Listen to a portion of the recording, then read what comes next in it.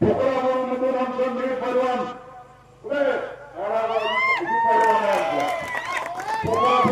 कुस्ती खेळायला उभारलाय. आता पैलवानाचा आमचा पैलवान फिरवला आणि त्याच्या मागे आमदार आहे तुमच्यासारख्या आम जनता त्याच्या पाठीशी आहे. बांधवानं मी पाटकुळकरांना आवर्जून आज या सभेच्या निमित्ताने विनंती करतो. यांचे पगार कसे उभारलेले यांनी चालू केले आता काम. इतके वर्ष कुठे आहे का तुम्ही? मला शरद पवारांनी सांगितलं किती वर्ष धंदा करतोय तुमची भावकी इथं 15 वर्ष. आता ती भाऊचीच भावकी आहे. पुन्हा कसं भावकी एक होती ना. आणि मग 15 वर्षापूर्वी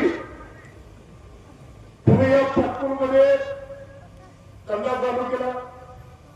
या नागपूरला भरभरून तुम्हाला दिलं.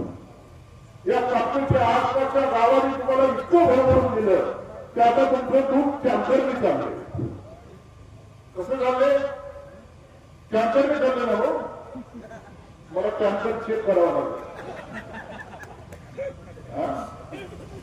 म्हणजे दूध किती आणि बाकी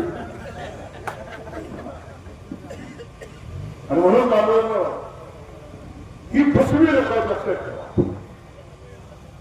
उद्या येतील, उद्या ही फसवतील, तुम्ही फसवू नका. लक्षात ठेवा. डीपीचं काम असत शरद भाऊचा कार्यकर्ता भले तो पक्षाचा जिल्हा प्रमुख असं तरी अर्ध्या रात्री तुमच्यासाठी राहून जातो. जिल्हा नियोजन मंडळाचा निधी आणला त्यानं आपल्या गावासाठी खर्च केला.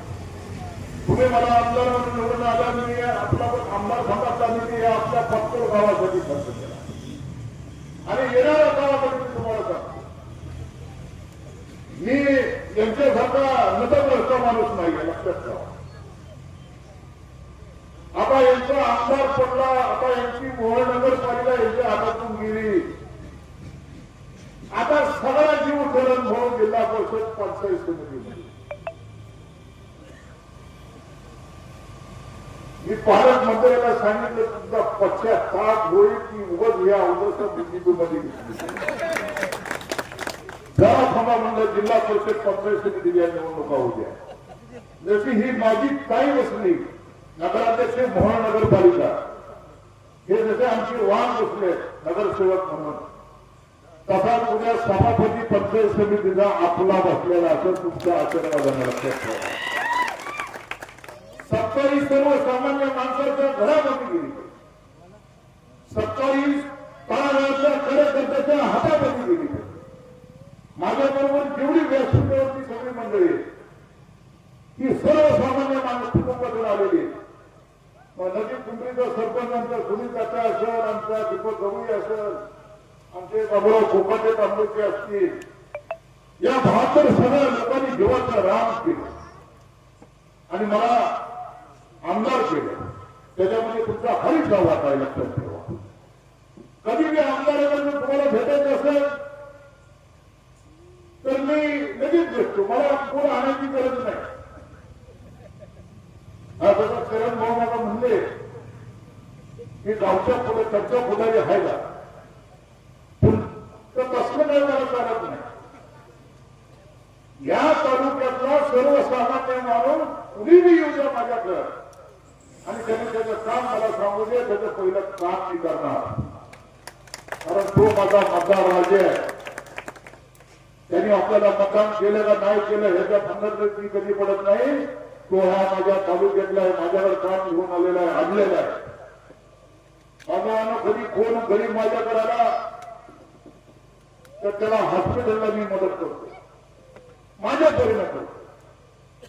त्याच्या हातामध्ये थैली असती, त्याची आई आजारी असती, बायको आजारी असती, मुलगा आजारी असतो, पैशाची पेन्शन असती, कुठे दवाखान्याला पैसे नसते. कधी चरण भाऊ फोन करतात, कधी विजयराज डोंगरे फोन करतात, कुठं बसली सगळी नेते मंडळी फोन करते आमच्या गावातलं हे पेशंट आहे भाऊ काहीतरी मदत करा. त्याला मदत करण्याची भूमिका मी घेऊन कोण गरीब आलं त्या गरीबाच्या लग्नाला, त्या गरीबाच्या घरी एक मुलीचं लग्न असतं, मुलाचं लग्न असतं, त्याला सुद्धा मी गरीबाच्या मुलाला मुलीला लग्नाला मी सहकार्य करतो.